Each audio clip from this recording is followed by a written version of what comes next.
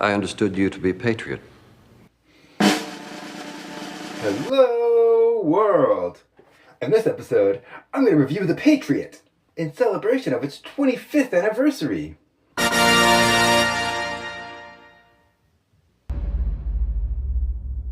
Before this war's over, I'm going to kill you. Why wait?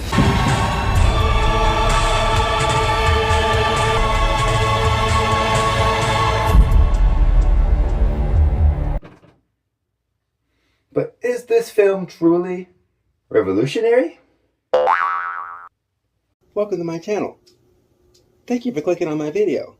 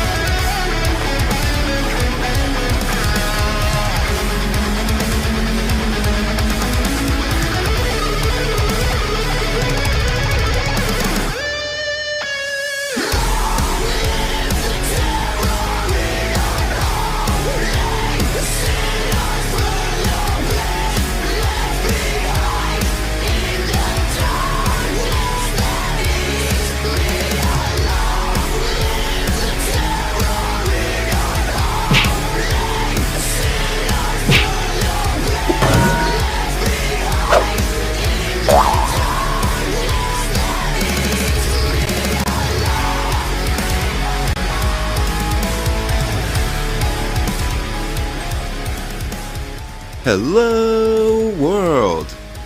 I'm Chris Maitini, aka Mr. FLIXTER! Mr. FLIXTER!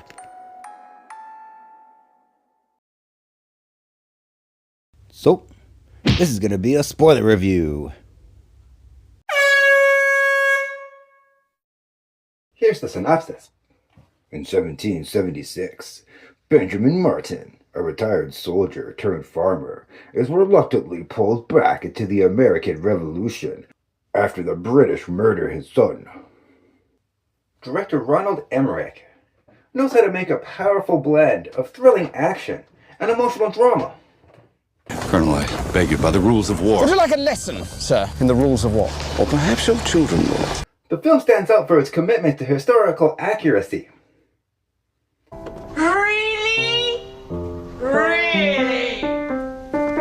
Aesthetically, that is. Filmed on location in South Carolina, at the lakes of Charleston, Rock Hill, and Mansfield Plantation. The film immerses viewers into the 18th century. Fun fact, the Smithsonian Institution was consulted for the set design, costumes, and props. This is the first time the Smithsonian has worked on a movie. Made in a budget of $110 million. The film grossed $215 million globally. The action sequences are the key strength of the film. A standout scene for me personally is about 40 minutes in. It's a rescue mission when Mel Gibson tries to get his son back. Turned into a brutal battle. With quick editing, wide shots, and close-ups, the scene captures the chaotic energy of war. Especially guerrilla warfare, to be exact. And the highlight of that scene is the tomahawk-driven hand-to-hand combat. It's one of the best choreographed fights in the film. Emmerich expertly balances the large-scale battle scenes with intimate character moments spaced out in between. This gives the film both an epic scope and a personal feel. The scope of the film is incredibly massive, especially with these big battle reenactments. The grand scale is a testament to how high the production value was. It's reported that over 800 extras were hired just to reenact the battles. That's awesome. They could have CGI'd it, but they didn't. Additionally, screenwriter Robert Rodat read several journals and letters of colonists in preparation for the film, so he could write the script. For example, this quote from Benjamin Martin. Why should I trade one tyrant 3,000 miles away for 3,000 tyrants 1 mile away? Was almost verbatim, quoting American loyalist, the Reverend Mather Byles of Boston, Massachusetts. Moreover, Rodat has said the final battle in this film was a hybrid between the battle at Guilford Courthouse and the Battle of Cowpens. Strategies all based on actual war tactics they used. This was using the militia's reputation of not holding the front line to lure the British into battle. The militia only fired 2 shots before a planned retreat was done, and they fled to a secondary line composed of the Continental Army to ambush the Redcoats. So, I like how different characters discuss conflicting ideals on war and how it justifies the cause to fight by showing the perspectives of the British, the colonists, and even a loyalist. Massachusetts and Virginia may be at war, but South Carolina is not. Hear, hear.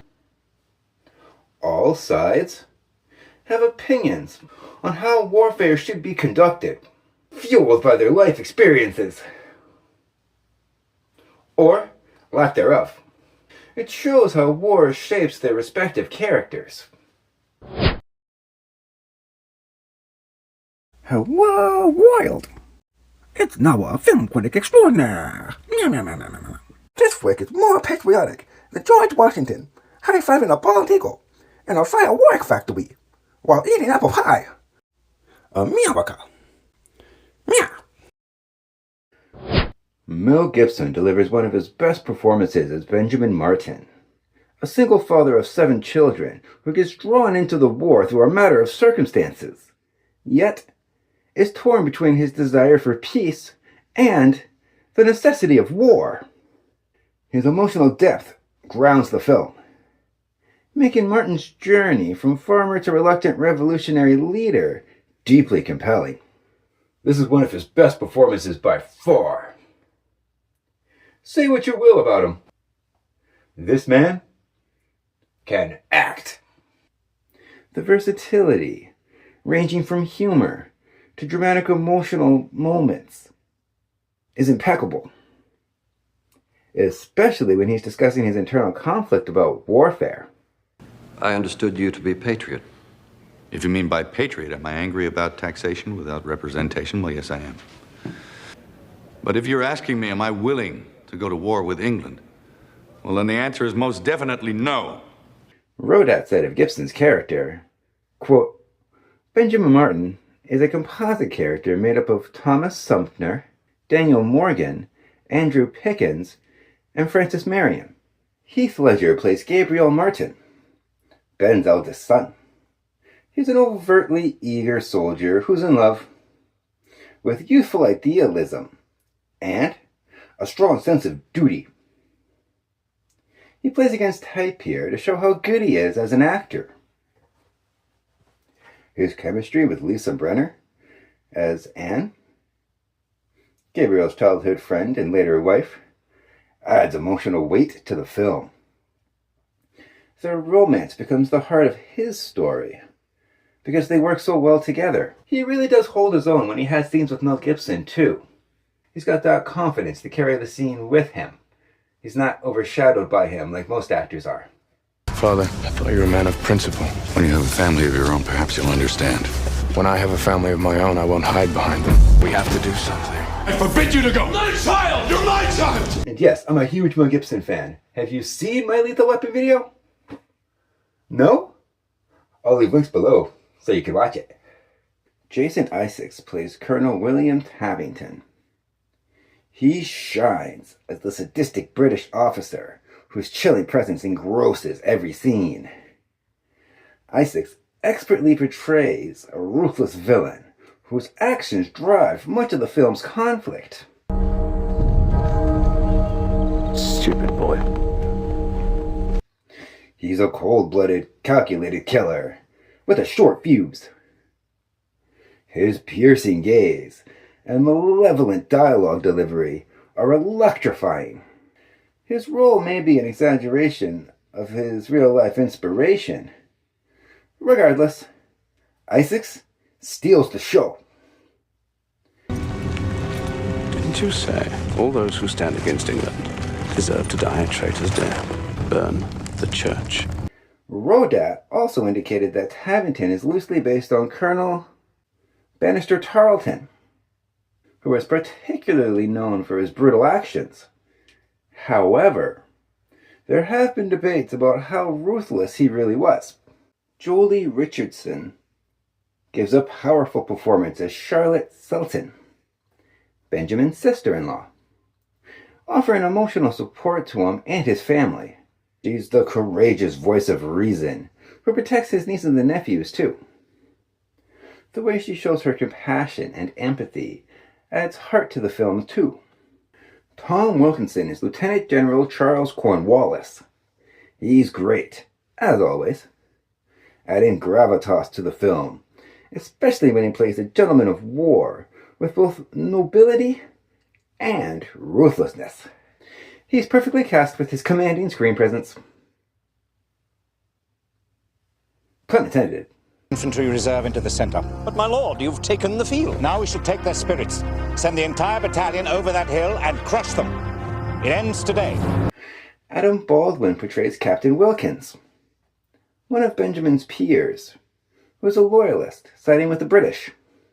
Baldwin's role is crucial because he represents a more pragmatic and less idealistic side of the revolution, providing a stark contrast to Martin's internal struggle. He adds a rugged authenticity to the character, grounding him as a loyal yet sometimes cynical soldier who questions his moral decisions. He does so with very few words, allowing him to use his expressions of emotional vulnerability. He's got a small role, but it's unforgettable. Leon Rippey, as John Billings, delivers an understated yet powerful performance. As one of Benjamin's oldest friends, Rippey's portrayal of a man grappling with personal loss during the war is quite moving. One of his most powerful scenes is a moment of silent anguish, showcasing his ability to convey deep emotion with no dialogue. Tichki Curio is Major Jean Villeneuve. This character is based on Marquis de Lafayette, a major general from France, who was posthumously awarded with honorary U.S. citizenship. He's got a certain swagger and charm to him that makes him perfect for the role. He's great as the comic relief because his timing is exceptional. If I die, I will die well dressed. J. Arlen Jones is Occam, a slave who's forced to fight in his master's place, who earns his freedom, yet continues to fight. He gives a gripping performance, fighting for his country, while gaining respect from his comrades. Donald Logue is Dan Scott, one of Benjamin's men, who starts off as a racist, bullying the former slave Occam, but grows to befriend him. It's a subtle, yet poignant plot line, and his earnest performance makes it more believable. This is one of John Williams' most underrated scores, too.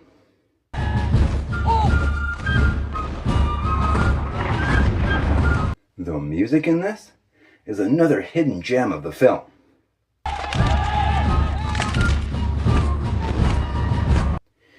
It's a mix of stirring drum rolls and exuberant fifes.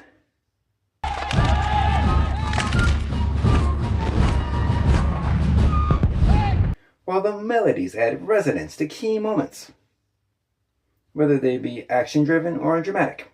Williams' music amplifies the emotional moments and brings depth to the action scenes. It really does invigorate that spirit while being proud of where you come from. In case you're not aware, I'm a bit of a history buff myself, and one thing this movie could have done better at is handling the topic of slavery. Gibson's character, Benjamin Martin, isn't a slave owner. Sir, we're not slaves. We work this land. Freedmen. But if he owned a plantation in South Carolina at the time, he totally would have been. It just would have been more realistic if it was written that way. Occam's role could have been expanded more in the film, and there could have been other black characters too.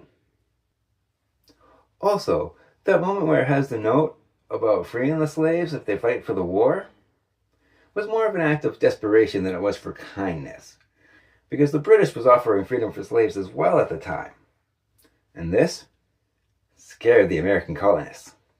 There's another moment later on Charlotte's plantation, when she's fleeing with the children to escape the British. What the British do is they start killing the slaves in order to flush out the white people. That wouldn't have happened.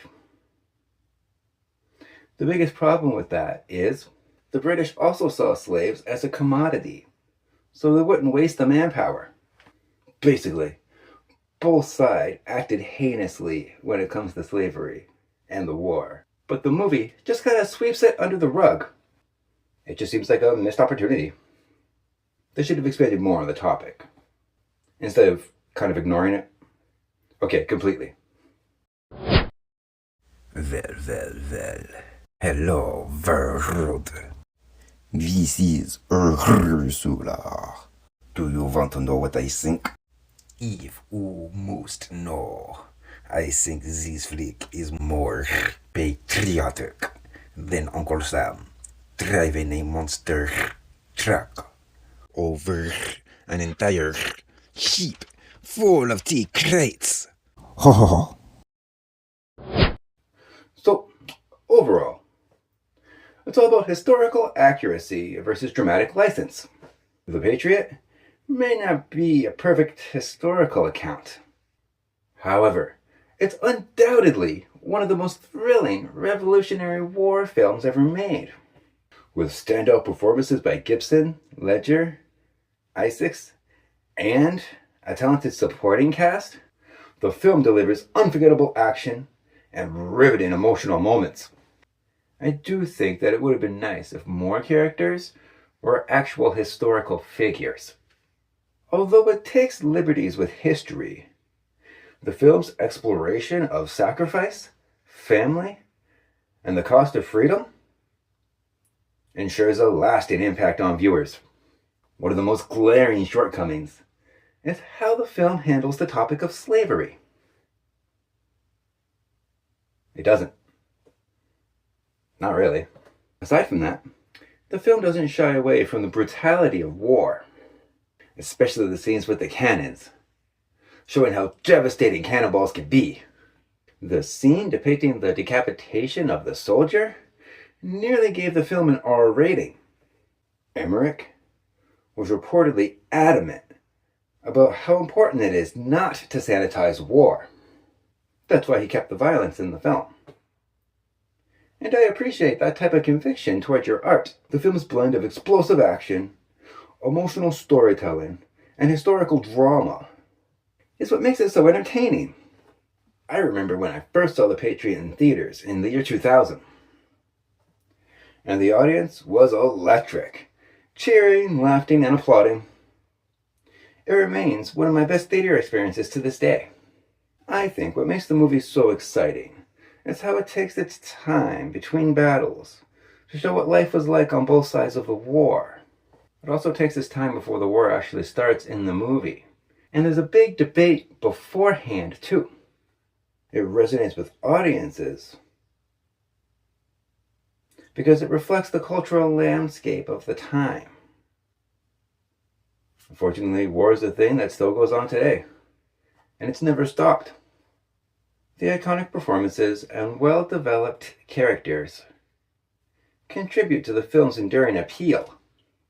It's a great combination of a period piece and a big-budget Hollywood blockbuster because of the riveting action and gripping performances. I rarely use this term, but The Patriot remains a timeless modern classic, captivating audiences with everything I've described. To push boundaries in storytelling, cinematography, and special effects. It's a film that continues to be relevant and engaging long after it's over, shaping the landscape of cinema and inspiring future generations of filmmakers. So, if you like Saving Private Ryan, 1917, Braveheart, We Were Soldiers, and Kingdom of Heaven, I highly recommend The Patriot. And remember, it may not be revolutionary, but it comes full circle, becoming a well-rounded epic war film. So, my official grade for The Patriot is an extra large popcorn.